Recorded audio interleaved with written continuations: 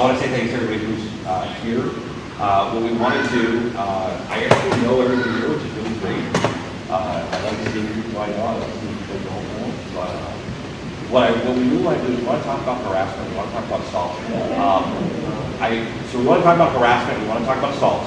But one thing we also want to do here is we don't want to be like preachy about it. And we want to have a good, engaging conversation about how we, as individual players, can take actions that are going to lead to a safer environment. So we do want to cover a couple of things kind of up front, out of the gate. So there are legal definitions for harassment, sexual harassment, sexual assault. They vary slightly by state, but what I want to focus on is that AMPART is not held to those legal definitions as what you need to do to be in trouble, right? So we should be wary of anyone who is in any type of inappropriate way, whether that is sexually or verbal assault or physical assault. Anyone who is creating an environment which is counter to the safety or enjoyment of our players, right? We can't grow this game, we can't share this game, we can't love this game if we can't have people be safe. So just for the purposes of what we're talking about today, I think what we really want to do is call sexual harassment not only repeated unwanted sexual advances, but overt and inappropriate sexual language as part of the advance too. And sexual assault obviously takes that into a physical realm, right? Some kind of inappropriate physical contact that is non-consensual. And we just want to keep those definitions in mind as we move forward.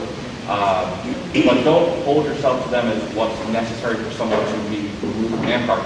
If someone is toxic, get them out. And get them out for being toxic. They don't need to assault anyone, they don't need to harass anyone. You don't need to give them that chance. If they're toxic to your group, get them out.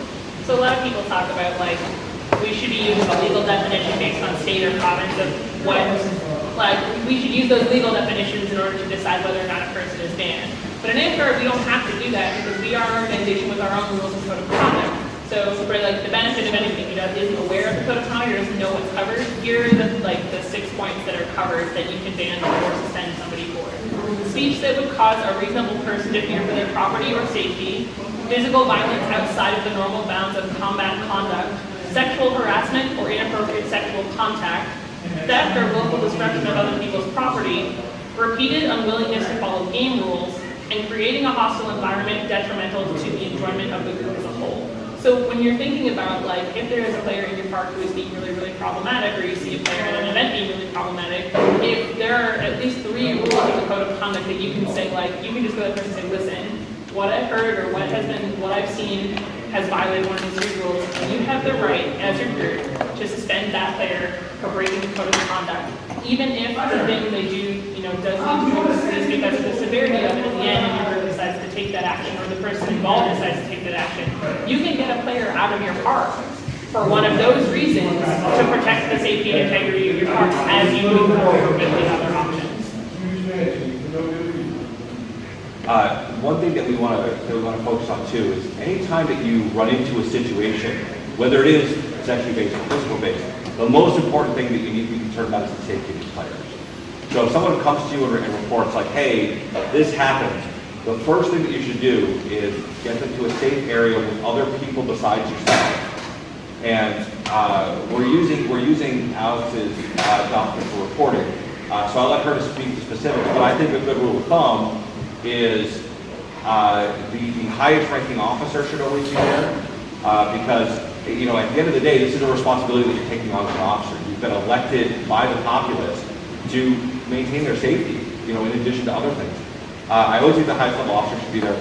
There should be preferably a second officer there if there's not an officer available, someone like a security crat, a knight, someone who is easily recognizable as hopefully a respectable party that can be, that can work to help you keep the situation under control and the person safe, as well as this is something that I had written out, but I think we talked about it a little bit, where I think it's good to ask them, hey, is there someone I can get that would make you feel more comfortable?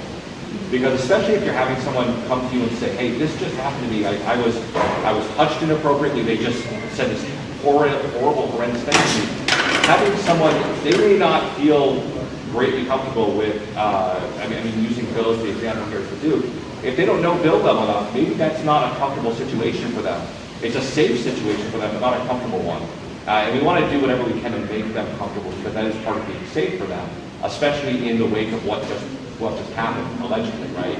So bringing one person in that feels, that makes them feel safer or more comfortable, I think has value.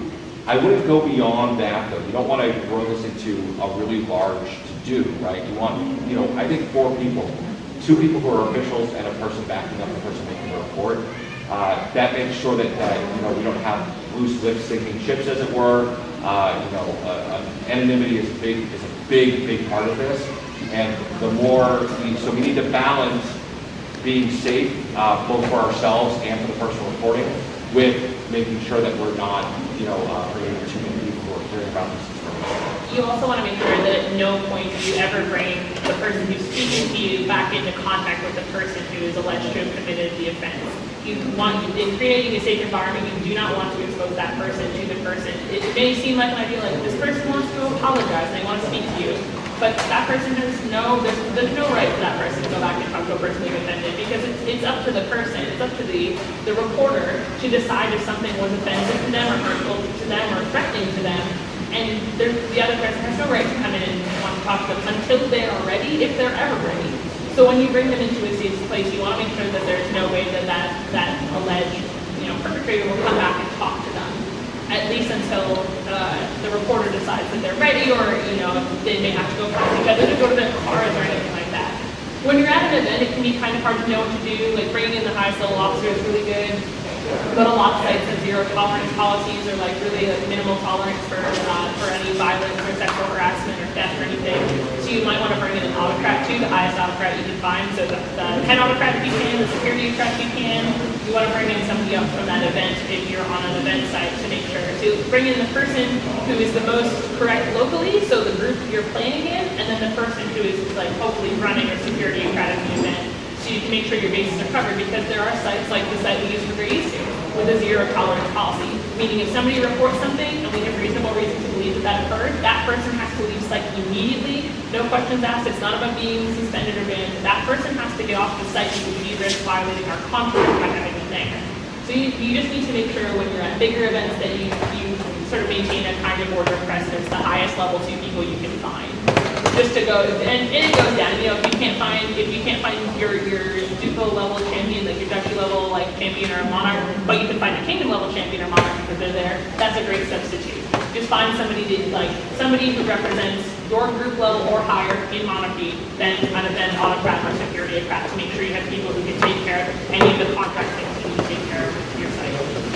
One of the really tough things that I think is important to keep in mind when you get a report like this is, A, you want to stay away from any terminology that is going to assign blame or assume the situation. So when Promethea and I are talking, we're using the term reporter or reporting player. We're not using terms like victim, because that is making an assumption that well, it's not making an assumption, but it's language that can be seen as an assumption that you understand what's going on and you're on one side of it. And to that same effect, it's really important that what we're offering the reporter is what we're offering the reported. They need to be taken privately to a safe environment. They need to be able to have the same, comfort level that the reporting player did. There are going to be reports that you get that are misunderstandings, and that doesn't make them okay. But that also doesn't mean that someone is a mustache-twirling villain, right? And we want to treat them respectfully as a player.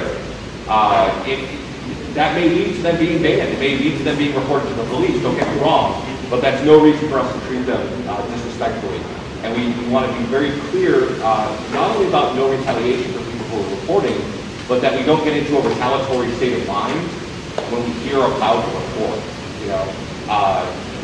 Assuming that someone is in the wrong and going into that environment like that is going to lead to trouble for you, for the person, for the group, everything. So try to give, as weird as it can sound, try to give the person that's being reported the same value that you're giving the reporter, as far as being safe, being quiet, in a private area, having access to the autocrat or the kingdom officer or the ducal officer, etc. And that's going to allow you to get a basic idea of what's going on. I think it's really important to interject here. We're not an adjudication group, right? It's not our responsibility, our right, nor should it ever be our goal to decide what happened. Now, in some cases, it may be very clear, and officers that deal with that can consider themselves lucky because their path in front of them is very clear, if that's the case. But in a lot of cases, it's going to be very unclear.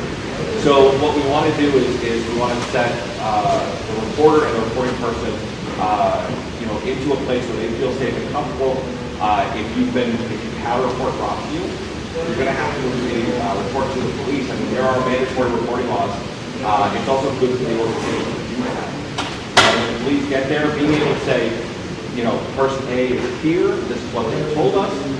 Great, go and talk to them. Person B is here, this is what they told us, go and talk to them. That's going to help them do their job. It's going to help to make sure that there's not a escalation of the issue before they get there. And it is really important to make sure that you do, you let the reporter know, you do have the option to bring this to the police. Because we're in no way a legal body, and we can't recommend a course of action, but just reminding them that the police are available to talk to you.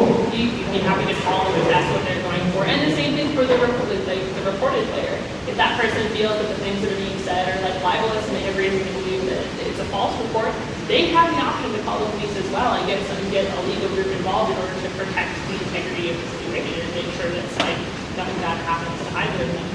And it's just important to remember that in your groups, it may behoove your group to be the reporter and go to the police and say, listen, I was at our field, this happened, I'm representing the group as the leader of the group and the champion of the group, and I'm saying this is what happened and we want it to be on record in case something like this happens again. It protects the group legally, and it makes sure that if there is a reoffense by the same person, there is already a police record, which makes everything a lot easier. And I would definitely look into mandatory reporting laws, because that may not be an option for you depending on what you've been told. You may have to report, so just keep that in mind.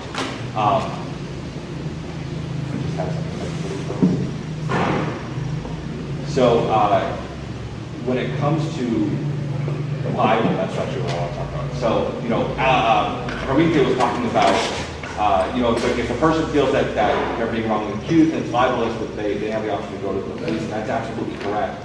But I wanted to set to rest, obviously there's been a lot of discussion about this lately, and there was one particular thing that came up on the main AMCAR group that I wanted to address, where someone said, they didn't know if they were comfortable involving the police because what if I get sued for libel or slander, right? If you report a crime that you think happened to the police, that's not going to happen.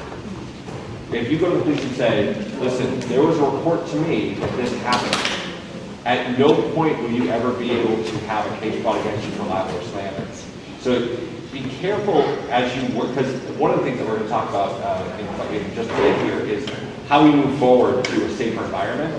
And one of the things that we need to make sure we're avoiding is kind of these boogeymen. Well, I don't want to do mandatory reporting because what if I get sued? Well, if you go to the police and say, hey, look, someone told me this happened to them, it's never going to happen. It's a false fear. So we need to overcome some of that stuff. So I just wanted to touch on that. I think it's also really important just to remember that when somebody comes to you, even if they come to you as a player and they don't come to you as an officer, the threshold, I find personally, the threshold for communicating I'm having a problem is very high. It is unfortunately right now in our groups unlikely that a person will come to you to say that there's a problem as an officer, while they might go to their friends and say, something happened and I felt really uncomfortable. But there is less likely that somebody will come to you as an officer and say, I'm in trouble and I don't know what to do. The more open you can be about it in your groups, the more you can discuss, we have a zero tolerance policy if that's the way your group wants to go. We take everything very seriously. The more open and visible you are, especially as officers or event autocrats, the more likely a person will be I know who that person is and I feel like I can come to them with this issue because I trust them.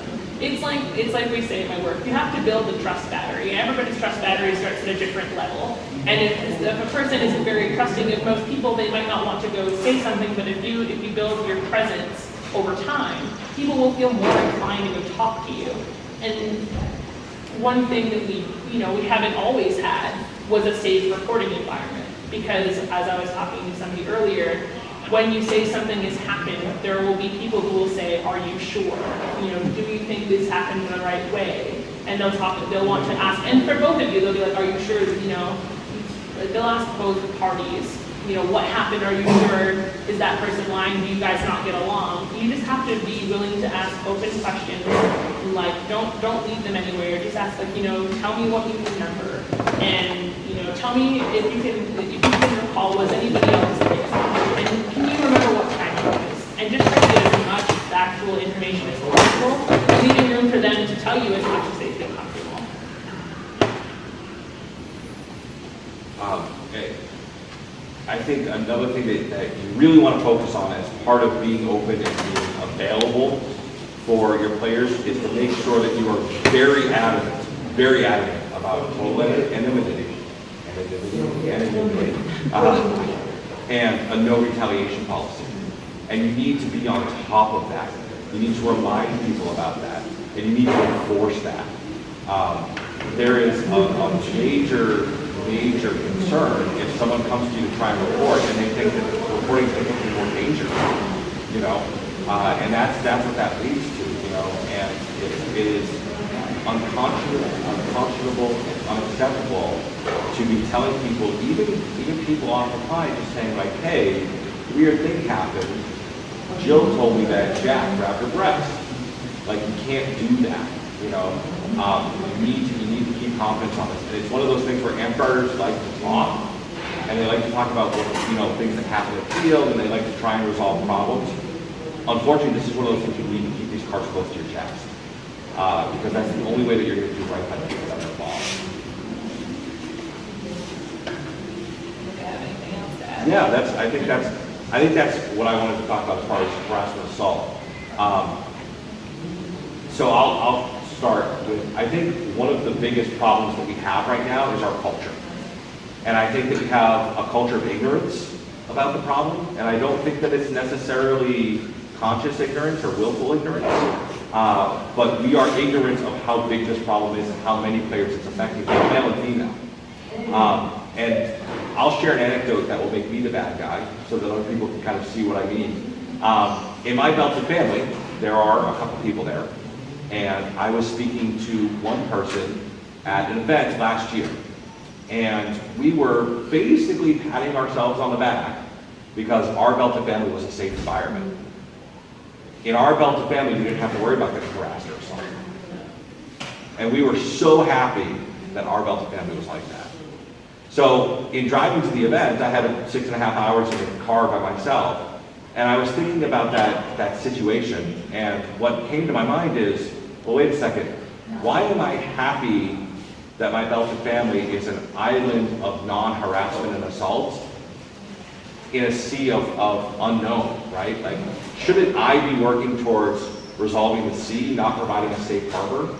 And I think that's one of the things we need to consider is not just the fact that we're opposed to the problem, but how we attack the problem.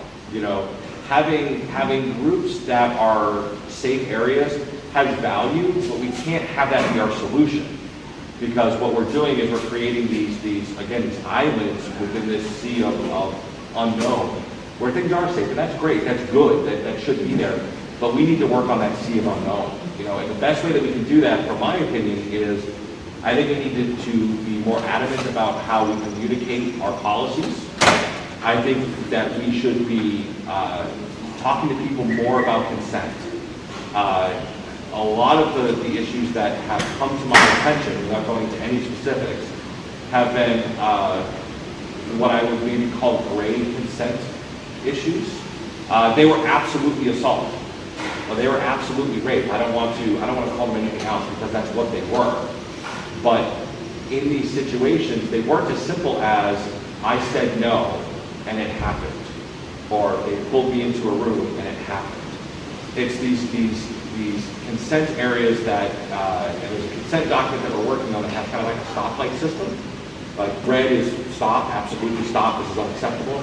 Yellow is check yourself, ask if your partner or partners are comfortable continuing, and green is good to go, right? And it was some of this yellow stuff that was coming up, where people weren't saying no, but they were clearly uncomfortable.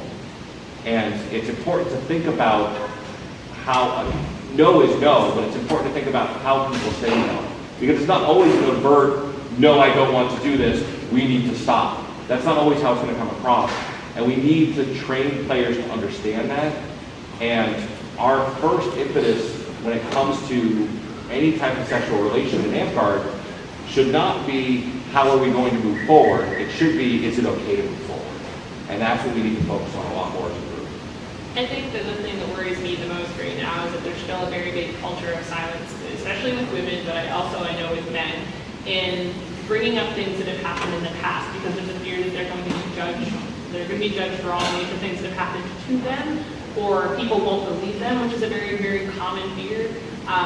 And the more, I think, the more that people start talking about things that have happened to them, it doesn't matter so much that like Bob from some other park doesn't believe you. But if you feel comfortable saying like, this happened to me, there are people who might have something happen more recently to them, and they will come up and say, listen, this happened to me and it happened to me yesterday. The more we're willing to have an open dialogue about what has happened in the past, the more likely we'll be to have people make reports in the future. And I lost my train of thought entirely. But one of the problems is just you have to go through sort of a judgment wall. Like when things come to light, people may or may not believe you. And that's a really scary thing for somebody who's like maybe experiencing something they've never experienced in their lives before. But the more open we can be with how we talk about things that have already happened, the more the culture will turn. It'll turn right now. It's in sort of a state where we're saying like, hey, did you know that this is really prevalent, in our kingdom and in other parks and other places, and we're not discussing it, and people are like, whoa, hey, I'm here to play AmpGuard, and I don't want to talk about this, and they're just not willing to address it. But the more that people keep bringing it up, and it starts being people that you know, and people that people that you've been in relationships with, or like people that you respect, the more that people start talking about it, the more the tide will turn, and it will become like the people who talk about things, the people who are like victim blaming and things like that, where you talk negatively about what happened. The more those people will become the minority, and the less we will have to deal with it. It's not positive to say like, hey, our group had a lot of sexual harassment and sexual assault happen. But by acknowledging it, we take some of the power away from it, and then it becomes easier to deal with it in the future, and it becomes an easier topic to address. And one of those things, as far as like the silence, is when Alex did a ton of work on this over the last year and a half, and I wasn't paying enough attention myself. I want to be clear here. I shouldn't be the guy up here talking about this. Like, I'm not clean on this. I made inappropriate jokes, and I did not think about how they affected people until I started really looking into this kind of stuff. I probably was not as serious about this issue as I should have been. But what happened was, we had a class on GE about leadership, and I had recently shared a post from Ormar about sexual harassment, and I literally was like, oh yeah, obviously we need policy, whatever, yeah, of course we have a zero tolerance policy. I mean, come on, guys. So I shared it because it was a good post, and the officer class quickly turned into basically an impromptu sexual harassment thing. It became very clear that a lot of people had questions and comments and concerns about this type of culture.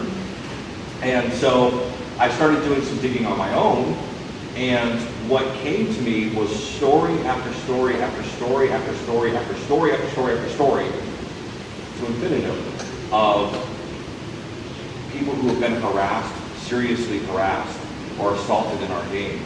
And first, to anybody who has come forward, whether they're here, whether they're seeing this, I think you guys are the strongest people I've ever had to see in this game. The fact that you've had to deal with this as part of AmpGuard, if you're still here, or you're still willing to talk about it, is amazing. It's amazing. But to me, that says that it's not that people are silent because they don't want to talk about something. To me, it says maybe they don't know who to talk to, or maybe they don't think that it's been taken seriously enough. And so what we really need to do is we need to, A, have a clear path for reporting, which I think, Alex has done a really good job with. But B, we need to give this the gravitas that it requires. We need to treat this with all of the seriousness in the world. And it doesn't matter who is reporting. It doesn't matter if it's their 105th report of this. It doesn't matter what they were doing last night. It doesn't matter who they were dating beforehand. We need to take this seriously. And if there is a false report or a miscommunication or something like that, that's going to come out as part of the process. People should not be concerned about that primarily. You're saying earlier that it's better that you take a false report seriously than have a real report and not take it seriously. Absolutely, yeah.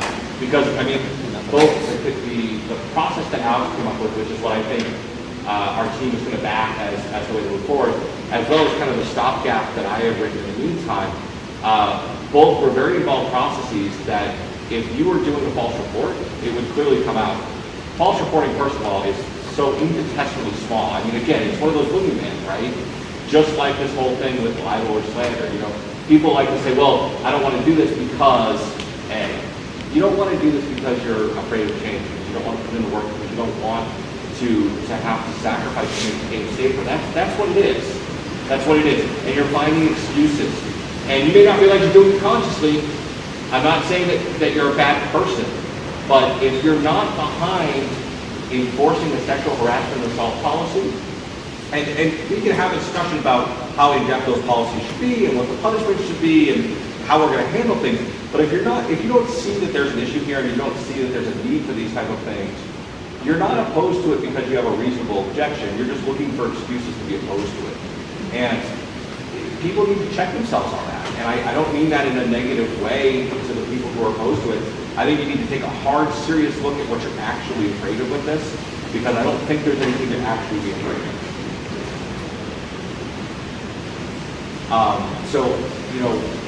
I think it would be good to kind of do a little bit like Q&A, So what questions do you guys have kind of coming into this, or what experiences maybe are you willing to share about just culture in general that you've seen that you think needs to change? How do you think your role as an AMP guard or an officer needs to be secondary?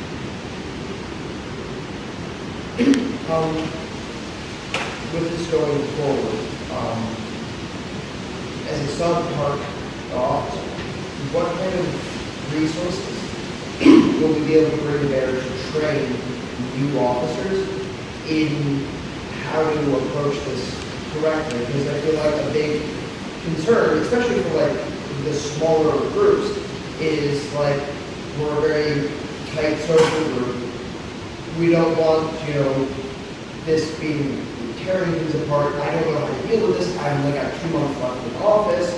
I just want this to not color my term. So, I think having a process document explaining how to go about it gives you some accountability and steps to take, and it gives the reporter a sense of reassurance that okay, I know that Bill has to take this many steps in order to get the process done, and I will be able to watch as these steps get accomplished. And I think as a team is more often, it'll be clearer for people to understand okay, well, every park is using this step-by-step process. Meaning that if it happens to be in Carafe Boulder, it happens to be in Holly Peak, I will be able to know that I'll get the same treatment from them, the same process from them all the time. And I think once it gets used, it'll be easier. I think it's also important to remember that if you are a Shire level park, you can go up. So if you can always go up. So Shire levels could go to if you have a sister group and you have in Canada for a long time, the Duchy of Wolvenfang was the sister group, the parent group that mentor all of us. You can go to a Dutch little person and say, man, I don't know what I'm doing, but you're not here, and so you don't know these people personally. Could you help me out with this? And I think as officers, a lot of people will agree to do that because you're asking them for help that they genuinely need. If you're at a Dutchy Little Park, you can go to the Kingdom officers and say, hey, I don't know what to do. I know these people are one of these people is related to me, or is my spouse or something, and you can say this involving them, and I want to be unbiased. And if you're at the Kingdom level, you can go to the ombudsman. And that's what the ombudswomen, I should say, because they're all women, and the ombudswomen are for, is if you have a problem and it's at your level and you say I have no idea what I'm doing, the ombudsman are there to help mediate and help you make the decision that you need to make by talking you through it, walking you through the necessary steps. So there's always somebody you can go to. And if you decide to go, you're a small park and you want to go to a park in a different kingdom, that, if it works for you, it works. But, it helps if they understand the process that you have to follow or that you should follow depending where you live. I think also what we want to do is we want to create a culture that is sharing best practices, right? Because this is an evolving problem. It's a moving target. You build a better mousetrap, you get a smarter mouse, right? What we want to do is we want to reduce the amount of assault and harassment that we're seeing, but we're never going to completely eliminate it. So what we're going to be doing is honing in on better and better ways to deal with what we're seeing, and it's not going to be an overnight switch. So if you well, here's an example in Fury, we're going to be doing a video that we're going to put together, that we're going to put online, that's going to address some of these things, that you can then share with your officers and your players, and the benefit there is they're getting a unified message that's going out to everybody, everybody's getting the same information. So it's not like, we're going park to park to park to park to park, and someone's asking a question that 3 other parks didn't ask, and now we're going to go back to them and share that information, things like that. But it also requires intergroup communication. There's not somebody in charge of this. Alex did a lot of work on it. I put a team together for it, but neither of us are in charge of making AmCard safer. That's everybody's responsibility. And what we need to do is we need to A, take that responsibility seriously, and B, help each other take that responsibility seriously. And the way that we do that is by saying, hey, at our park, we found that we were running into issues with people who were under the age of 18, who had never really had sexual harassment training and didn't know what sexual harassment really was. And so we focused more on harassment than assault because that's where our thing was here. And here's some of the tools we used to deal with teaching minors about harassment. And then that gets passed to another group and they say, hey, we used those tools and it was great. But one of the things that came up that maybe that tool didn't cover was this, so we've added it in. And then that gets passed around as well. What we really need to do is keep this ball moving. We need to not drop the ball. I think that's the biggest thing, right? Have a process document that's required for reporting, which Alex has done a really good job with. But also, we all need to take responsibility for being better about it, making that process document better, making our policies better, making our players act more responsibly. I talked earlier that I think one of the problems that, and I won't speak to greater AmCard here, but in Goldenvale, I feel like we have socialized irresponsibility. We have people who go to events and get so drunk that they're passed out in showers, or people have to crawl under bathroom stalls to get them. That's irresponsible. We have these reports of people harassing and assaulting other players, and not only is that irresponsible, and I don't even want to call it irresponsible because that's such a diminutive word for what's actually going on there, but it's irresponsible for us not to stand up and say, hey, you can't say that to them. That's irresponsible, We need to take responsibility for our actions in AmCard a lot more than we do. And it's not just this, but I think this is a major, major issue.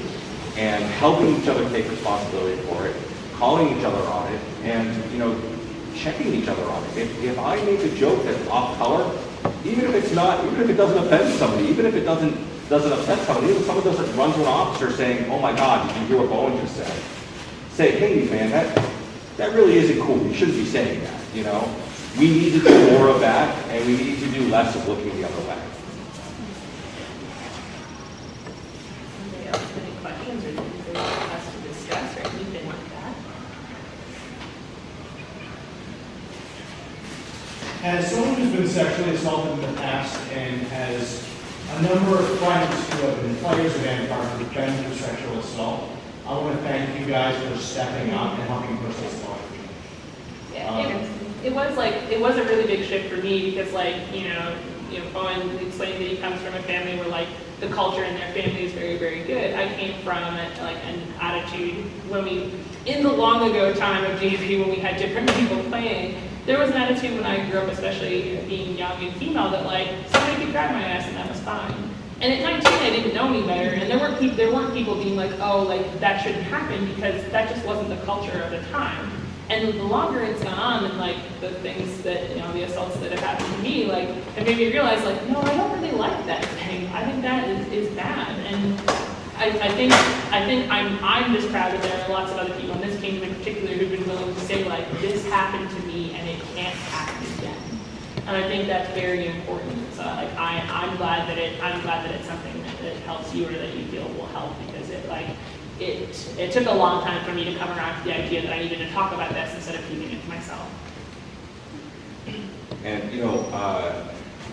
I'm just really loud, And I think that there can be value in that sometimes, but I'm not the person who started this work, and I'm not going to be the person who finishes this work if it ever is finished, you know? I'm not even going to be the person who carries this work on their shoulders for 95% of what needs to be done, you know?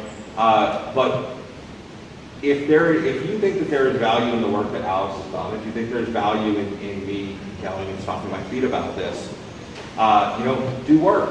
Yell and stomp your feet. We need more people standing up and saying, enough. You know, to quote Mikey, we need a million fucking butterflies. You know, it's this is only a problem that we can solve through a shift in the community. It doesn't matter who's seen as a figurehead. It doesn't matter who's done the work on the paperwork. It doesn't matter who's in favor and who's opposed on a high scale level, right? It doesn't matter, because at the end of the day, if your park and your players are not on board with creating a safer environment, it's not going to happen. No, that's okay. And it's just one of those things, like, if you've ever felt bad because somebody has said something and like you've been kind of offended by the way it's been said or how it's been said about you, or like how it's being said about a friend of yours and you've not said anything, just remember that every time you do like work up the nerve to be like, hey man, don't say that, that's really shitty. Somebody else probably will heard that and may remember that the next time. So like you tell somebody like you can't say like you're fighting a girl, like take her out. You can't talk really negatively that way. You can't say that to someone. That's really terrible. Somebody else might overhear you and be like, I can't say that to someone. And then the next time something happens in front of them, they're like, hey, you can't say that to me. And the more you do it, honestly, the easier it becomes. And the more you hear it from other people, the easier it becomes to be yourself. So I know that it's like a scary thing to go to some people, especially strangers, and be like, you can't say that. If you manage to do that, you're the change that you want to see. Because you're going to be you might be someone who's like first, for me, Brittany was probably the first person who said something where I was like, I can just look at somebody and tell them not to do that. Holy shit. You could be that for somebody else. Like you could say, don't say that to me, and that person's like, I don't have to take that anymore. And that change starts in little ways, like a million butterflies. It starts in really small ways, but it can become a really big thing. And I also think that ideally we want everybody standing up when they see something that goes wrong, right? There may be situations where you feel uncomfortable doing that. Find someone who will, let me be your asshole. Let someone else be your asshole. Go to someone and say, hey, this just went down, and I don't really feel comfortable saying this because ABC. If you, interject here, and whether that's me, whether that's someone else, A, if someone comes up to you, be that person. But B, if you don't feel comfortable talking to someone, don't just walk away because you're allowing that behavior to continue, right? Find a way to get to a resolution there. And that's going to be a really tough thing for a lot of people. It's tough for me to hear it because it's such a normal part of our culture that I have to remind myself when I hear someone make a joke that is sexually inappropriate, that's been such a big part of Vanguard for so long, but that might be actually a problem for someone, and you need to say like, hey, that's inappropriate. One of the things that really started me kind of waking up a little bit about this was Sir Tyrrell distributed on the Vanguard group this brilliant comment, and it very specifically detailed and attacked in a very smart way the passive sexual harassment we allow on the team and the passive harassment of parents that we allow on their team.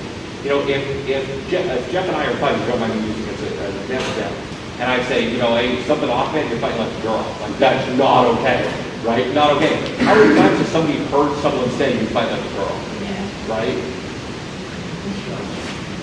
Right? I mean, how many times has someone made a joke about, hats and, girls should be sewing and stuff like that? It doesn't happen often as much as it used to maybe, but, when you think about the fact that we're bringing in 14, 15, 16-year-old girls, it's impressionable to them. And it's the same problem for guys, Maybe a guy doesn't want to come in and fight. Maybe a guy doesn't want to, be the beer-drinking dude that's going camp to camp asking to see breasts, And shaming them into that, or shaming them because they did feel harassed by something, or they were assaulted by something, is just as bad. It's one of the things that we really need to take away from the survey that I had done, and I want to be clear, it's a very unscientific, opt-in, very basic survey. Like this should not be taken as absolute fact, but there are a couple trends that you can pull from it, and I think the big trends that I want people to take away from it are A, that these issues affect men and women. So if we make the game safer, we make it safer for everyone, and everyone needs to be involved in making it safer. The other trend that I think we should take away is, I posted it up, but if you look at the last couple of graphs that I posted up, it's number of reported incidents to an officer versus whether or not the player that was reported is still playing. And there are reasons why there may be a yes answer there. There wasn't enough information, whatever. But there was it was like 2 to 15 that had been reported to an officer, 15 players still playing that had a harassment or assault case reported to them. And then you look at issues that were reported to an officer and the percentage is the same. And that to me says, well, why bother reporting to an officer? Nothing's going to happen, right? We need to resolve that as well. Anybody else have anything they want to talk about or add? A thing that comes to my mind, having gone through harassment and assault training work, is the whole idea of like somebody saying, oh, this person harassed that boss, but they reported it, so we're not giving them a raise because they're causing turmoil in this family that we've created at this job.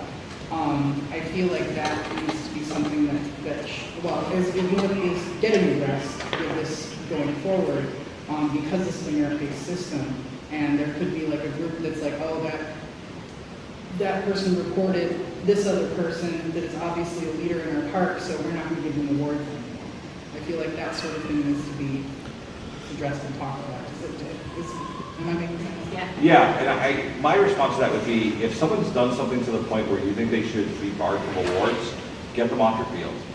He means like the person he means the other way around. So the person who reports causes trouble and then they're no longer recommended for rewards. I apologize. Yeah, that's why we need a strong no retaliation policy that keeps that in mind. That look, there can be no negative response to someone making an honest report. It just can't happen. And we need to police that, but it's something that's going to be very hard to police, right? Because we're not an achievement unlocked kind of game, right? Like it's not A plus B equals C. So a lot of our awards are very, very subjective. And it's one of those things that we need to be vigilant about, and it's something we should be vigilant about anyway, but we need to be extra vigilant that players are not being ostracized because they've made a report. And, maybe nothing came out of that report, don't get me wrong. I mean, again, we're not the police. We don't decide who's guilty and who's innocent. And that's really important that you clarify that with your players. Like, we can't fix this publicly. We can't bring you to a resolution state. What we can do is keep you safe, and then based on the results of everything, we can try and make Amstar a safer place, right? That's all we can really do, and it sucks, but that's what we need to do. It's only that much. So it gets tough with retaliation because we don't have a system in place where we can easily identify those problems. So we need to check each other, and if it gets out of hand, involve a higher level officer. And if it's a kingdom level officer, involve the ombudsman. Whatever it's going to be, make sure that you're ramping that up. And I would talk to people first. I believe in a situation like that. It's good to try and resolve the problem first, because maybe there's a misunderstanding there. Hey, why didn't this person get this award? Is it because they reported ABC? Like, well, no, they submitted a tunic and they sewed the bottom part shut, so nobody can put it on, right? but if all you saw was the tunic over there, maybe you didn't realize that, So, be vigilant, but also be understanding that we don't want to assume maliciousness where like something like ignorance would suffice, More of a statement, and this is piggybacking off of what you were saying. There should never be a situation where we put one family member ahead of the other. So we're a field. care about what we're feeding. And so every player is a part of that community. And so we should never be willing to put the health and safety of one of them over another under any circumstances. Correct. Because that is irresponsible and unfair. One of the things that I've heard a lot is that AmpGuard can be self-policing on assault and harassment by tossing a beating to whoever is doing this type of action. And that's a fun thing to say from a stress relief standpoint. Like, I'm not going to pretend it's not, right? Like, yeah, exactly, keyboard cowboys, right? It's fun to say, like, man, if you're that much of a problem, we're going to hit you with a brick, right? It's fun to relieve a little stress, because this is a very dark subject about it, right?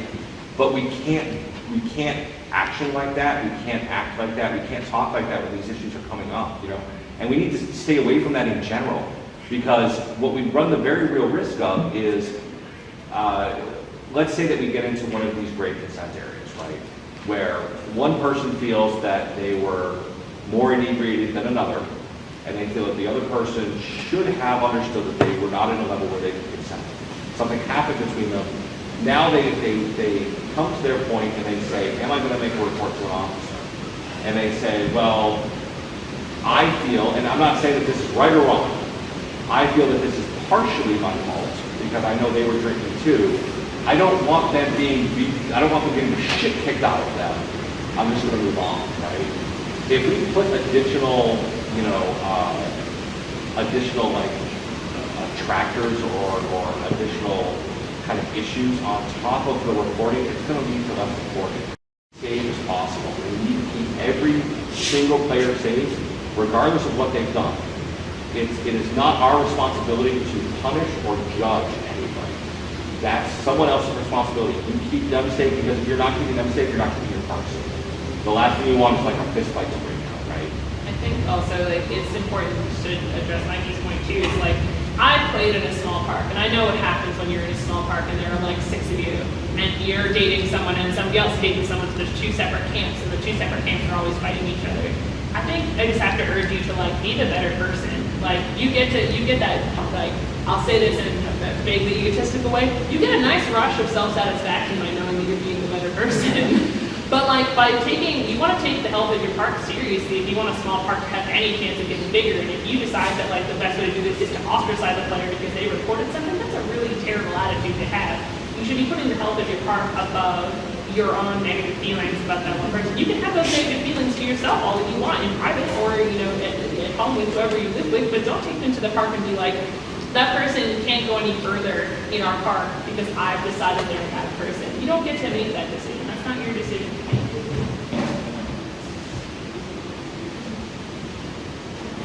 Anybody else?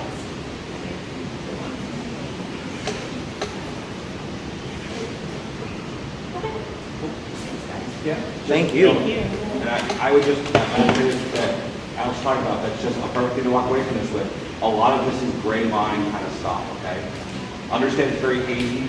We're going to do our best to provide you with a clear, concise document on how to process things. But very often there's no right option here. Use the resources available to you to make as many good choices as you can.